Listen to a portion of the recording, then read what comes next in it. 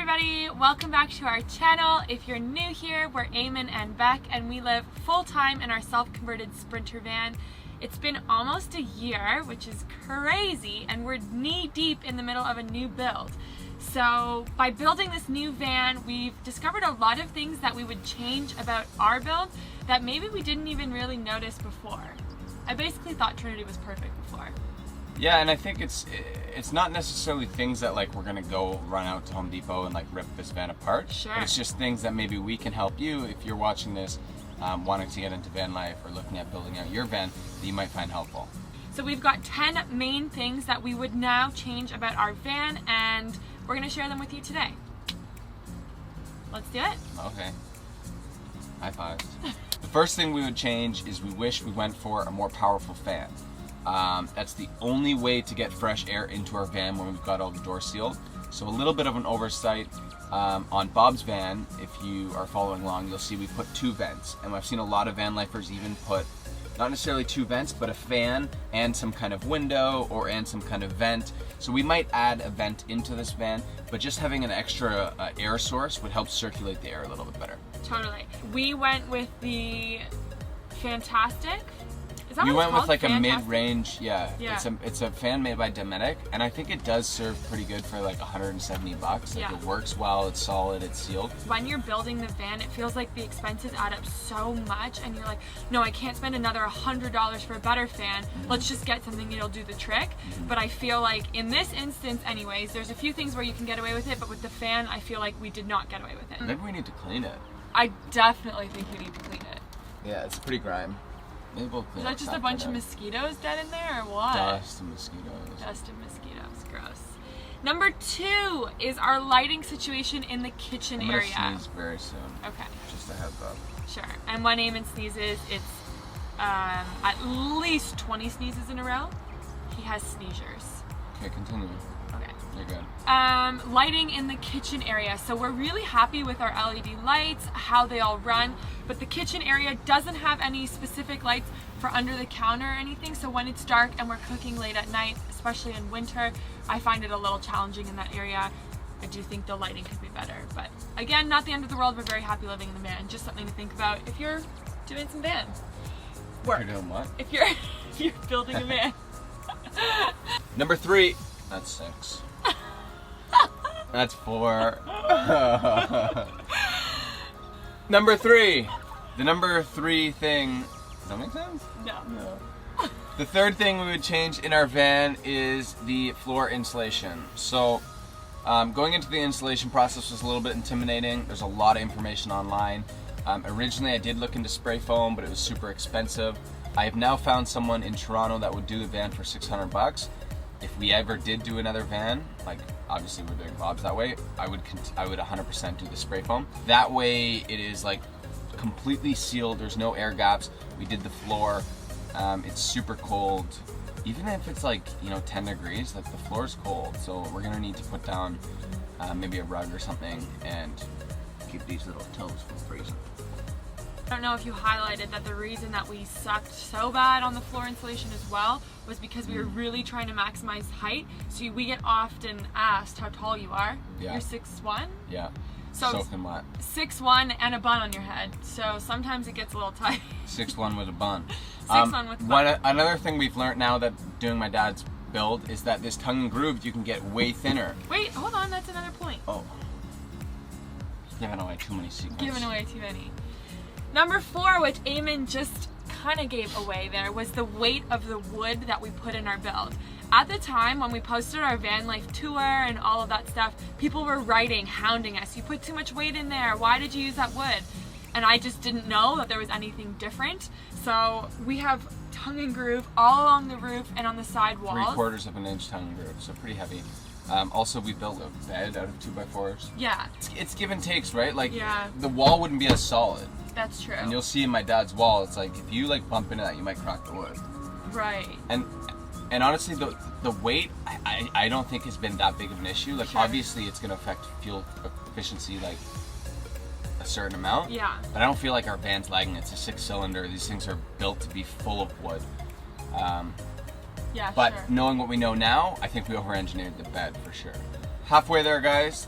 The fifth thing we would change in our van is water storage. So the situation right now is pretty good. We have 3 5-gallon freshwater tanks, and that's not that big of an issue, but considering how much we cook and we do dishes, we do drain through them pretty quickly. The both of us living here, we drink a lot of water. So I'd say we go through like one of those a day if we're cooking all 3 meals in the van. We are looking at doing an external 25-gallon water tank underneath the van. That would be a great option, especially because we want to get more into off-grid camping. So when we were down in Mexico, when we're on the beach, water was the first thing we ran out of. Hold on. No sneeze yet though, that's pretty good. Number 6, something we have all throughout the van, which I love and I hate, is a ton of white. You didn't even know what I was gonna say. This one's kind of near and dear to me because I feel like I obsess over the white. I love that it's really bright and it does. Uh-oh. I felt that all over my arms. Yeah, it's snaked out. Is it coming now? Is there a seizure? Oh. Oh God. Number 3. That was 4. If anybody else deals with this, I'd really like some help. I've never met anyone who has this syndrome. It's called a wide nostril syndrome. Look at the size of those peppers.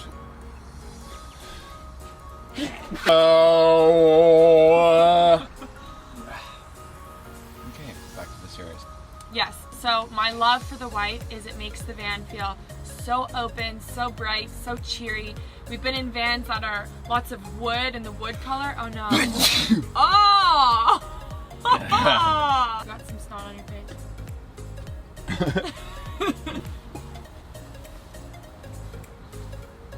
Okay, let's continue. Are you for real this time? Hope so. So the things I love about having so much white in the van is it really does help open up the space. It's bright, it's cheery, and it feels a lot larger than it actually is. But maybe it was because we were impatient and we didn't do 10 rounds of sanding. It's very difficult to wipe the white off. The next thing we would change about our build or our van setup is we'd probably do a bigger fridge. So we went with Dometic. Dometic is definitely the #1 best fridge to buy. Most fuel efficient, most reliable. Definitely would buy another Dometic. Might look at upgrading the fridge in the future. So we went with a CR55. They're pretty expensive fridges, guys. Like, I think we got it on eBay and it was $1,000, and it came here and we had to pay to be customs. Yeah. So it's like we knew it was gonna be a pretty big investment, but we wanted something really, really efficient. So it runs on 12 volt. It's been super reliable. It's got a little freezer compartment, so I would definitely keep the freezer because we freeze our bananas for our smoothies, which is amazing. But I would up it. I would probably go double that size. Funny the way this list has turned out, because I feel like this bothers me and it doesn't bother you, are the finishing details of our van. So as we were going through, if you guys haven't already seen, we did our van conversion in 30 days. We have a whole video about it. I'll link it here. But essentially, we were so ready to just start living in the van that we got in maybe before all of the finishing details were done. The side walls and like the finishing bits, the wood doesn't exactly line up, and we never put finishing pieces there. And I think just fixing those up would really make it feel more premium and more like a home. One of the last things that we did that's made a huge difference in our lives is hooking our house system up to our alternator.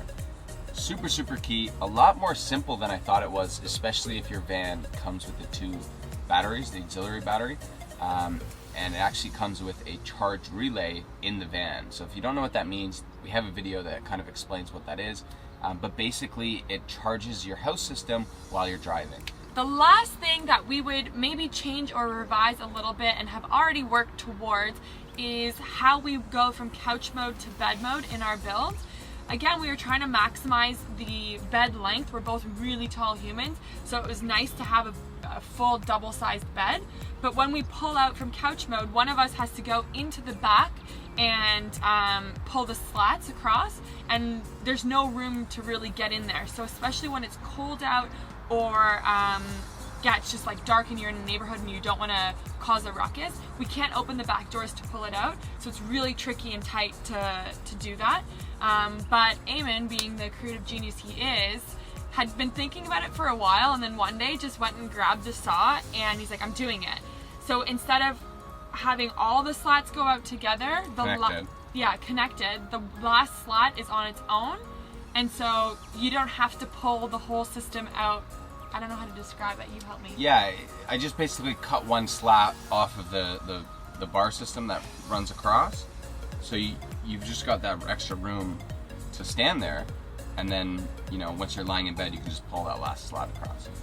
Also, it doubles as a seat. So when it is in couch mode, you can pull it out, have a seat right at the table. You've seen it in vlogs if you guys are watching. I think that wraps up our 10, or it sounds like 11 now, things that we would change about our self-converted Sprinter van. I'd love to know your thoughts on our layout, what you would do differently in a van build. If you are building a van and you have any questions, just leave it all in the comments below. We really do our best to get back to each and every one of you, and we appreciate you. So, hope you found this helpful. If you did, smash the thumbs up. Be sure to subscribe for more videos coming at you. Put the bell on. Oh yeah, the bell is key, guys. If you click the bell beside the subscribe button, then you get a notification when we post, and then you can watch it. Otherwise, you're just like, I don't even know what the point of subscribing anymore is. You don't even get a notification. You gotta go to your subscription box to look, and we might be there. But we're there every day right now, so smash the bell, get the noties, get a little bit more EUB in your life, kids. Yes, thanks for watching, you guys. Peace, love you guys.